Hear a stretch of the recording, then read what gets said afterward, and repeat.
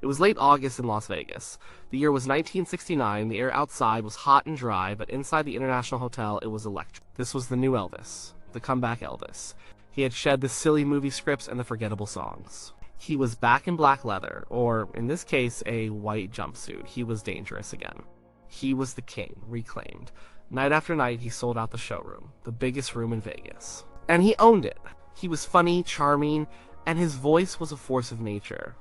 He was everything the world wanted him to be. He was an icon, a living god sweating under the stage lights. The audience saw the legend. They saw the sneer, the karate kicks, the power.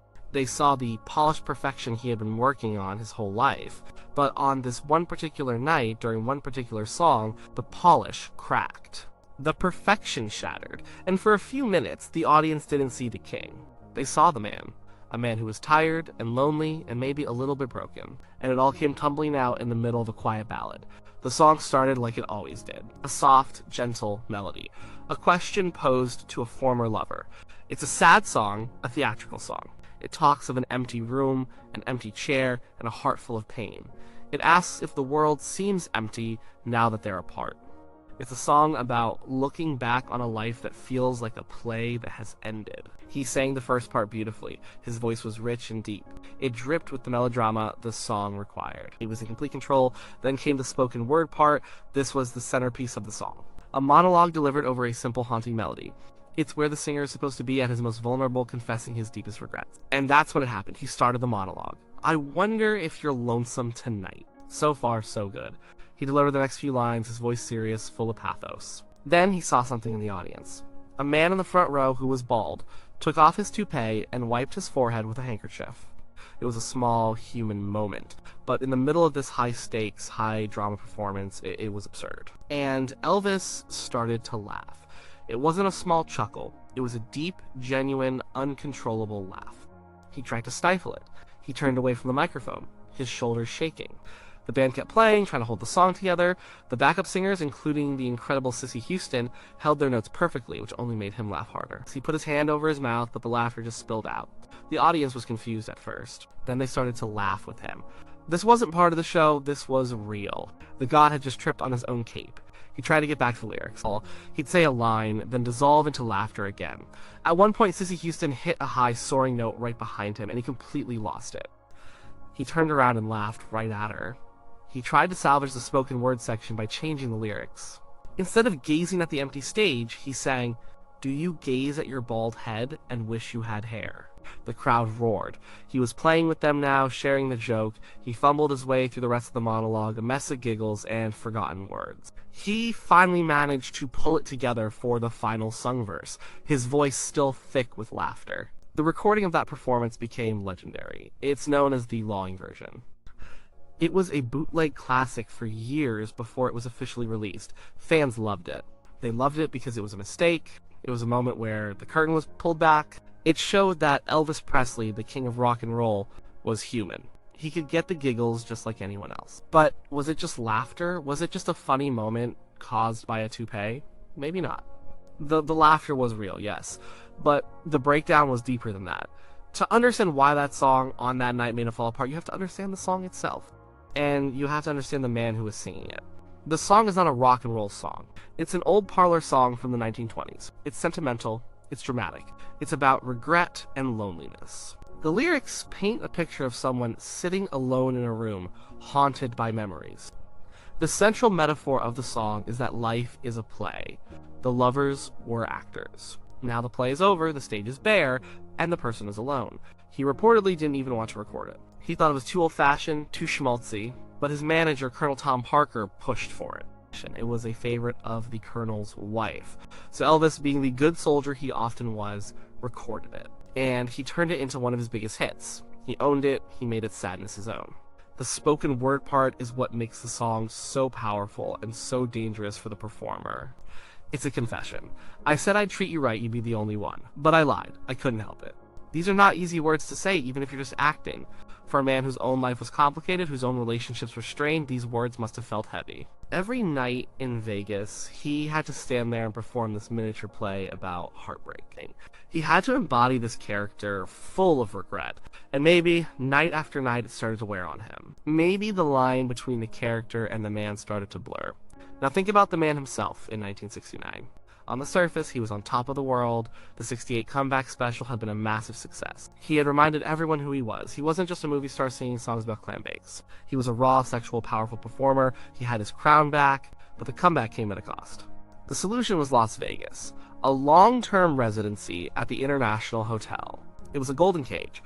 The money was incredible, the crowds were adoring, but it was a grind. So, 2 shows a night, for weeks on end, the same songs, the same moves, the same jokes. And Vegas is a place of repetition. It's a place where time gets strange. For Elvis, it was a trap. He was back on top, but he was stuck. He was also deeply isolated. He was constantly surrounded by his entourage, the Memphis Mafia.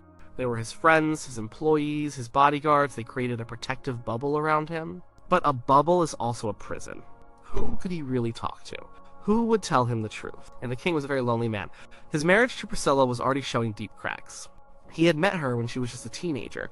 He had shaped her into his ideal woman. They had a daughter, Lisa Marie, but he was Elvis Presley. He was on the road. He was unfaithful. And she was stuck at home in Graceland, a young woman living in a museum. Loneliness in the song, the theme of a love that has gone wrong, wasn't just a story he was telling. It was his life. Every night he had to sing, "Are you lonesome tonight? Do you miss me tonight?" And he had to know that his own wife, hundreds of miles away, could probably answer yes to both of those questions. And he was singing about his own failure as a husband, and then there was the biggest ghost in the room. His mother, Gladys. He was a mama's boy in the purest sense of the word. Their bond was incredibly close, intense. Her death in 1958, when he was just 23 and in the army, had shattered him. People who were there said he never ever got over it. A part of him died with her. He would talk to her at her grave. He felt her presence constantly. Her death was the great defining tragedy of his life. It was a wound that never healed. Now, think about the lyrics of that song again. Does your memory stray to a brighter sunny day? Is your life a bare stage where you stand all alone? Do you gaze at your doorstep and picture me there? The song is a machine built to trigger grief. It's about loss. It's about staring into an empty space where someone you love used to be. For Elvis, that empty space was always filled with the memory of his mother. When he sang about an empty chair, whose face did he see? When he talked about a love that was now just a memory, was he only thinking of a romantic partner? Or was he thinking of that unconditional, all-encompassing love that he had lost forever? So, on that August night in 1969, you have a perfect storm. You have a man who is physically and emotionally exhausted from the Vegas grind. You have a man who is profoundly lonely, isolated from his family, and trapped inside his own fame. You have a man who is singing a song about heartbreak and regret that mirrors his own failing marriage. And you have a man who is carrying a deep, unhealed grief for his mother, a grief that could be pricked by the slightest thing. All he needed was a trigger, something to break the routine, something to crack the carefully constructed facade of the performer. And he got it. A man took off his toupee. It was so random, so silly. In the middle of all this heavy personal emotion he was channeling for the song, this ridiculous thing happened. And the absurdity of it all just broke him. The tension had to go somewhere. And it came out as laughter. The laughter was a release. It was a release from the boredom of singing the same song every night. It was a release from the pressure of being perfect. It was a release from the sadness of the lyrics. For a moment, he wasn't Elvis the icon. He was just a guy from Tupelo who saw something funny. But the laughter was also a mask. Watch the footage. Listen to the recording. He's not just laughing, he's overwhelmed, he's losing control. It's the kind of laughter that's right on the edge of tears. It's the sound of someone trying desperately to hold himself together. The song was already working on him, digging up all that pain and loneliness.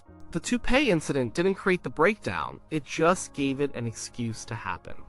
It allowed him to fall apart in public under the guise of a joke. He was supposed to be acting. The song is a performance, he was playing the part of a heartbroken lover, but his own heartbreak was too real. His own loneliness was too close to the surface. The lines between the play and his life, the stage and his reality completely dissolved. He was standing there, the most famous man in the world, in a room full of adoring fans, and he was profoundly, desperately alone. And the song knew it. The song was telling his own story back to him. So why did he break down? He broke down because he was human. He broke down because the weight of being Elvis Presley was, for a moment, too heavy to carry. And he broke down because he was singing about his own life, his own failures, his own grief. The toupee was just the spark. The dynamite was the man's own heart. The laughter that night was one of the most honest moments of his career. It was more real than any perfect note he ever sang. It was the sound of a man drowning in his own life, and for a few minutes he just let go and floated. It wasn't just funny, it was tragic, it was beautiful, it was the whole story of Elvis Presley, the Lonely King, packed into one chaotic, heartbreaking, and hilarious performance. The song, of course, was Are You Lonesome Tonight?